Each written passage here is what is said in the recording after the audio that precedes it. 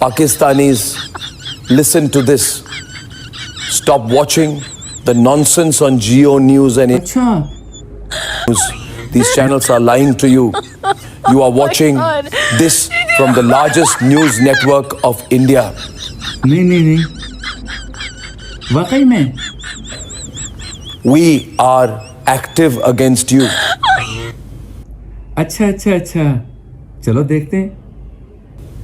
We will finish your terrorists and we will destroy your army. तुम्हारे channel देख लेते हैं, आओ। घबराहट एक तो लोगों की नजर आ रही है क्योंकि तमाम एयरबेस ध्वस्त होते हुए नजर आ रहे हैं, आग के गोले में बदले हुए नजर आ रहे हैं।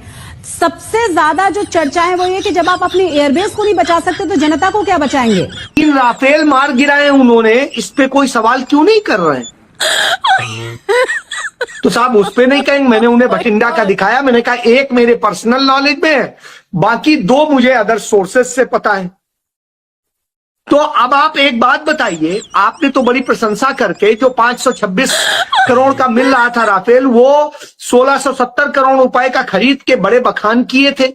देश का यही मीडिया कैसे राफेल ये कर देगा, राफेल वो कर देगा, चीन डर गया, ये डर गया। और अब क्या हुआ?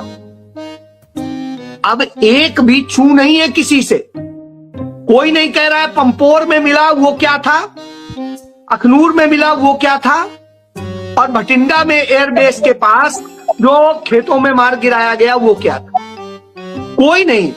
अच्छा, मैं मीडिया की स्थिति देख रहा हूं, सबको पता है, वहां उसमें लिखा हुआ भी है, उसके जो मलबा है उस पे नाम भी लिखा हुआ है उसका।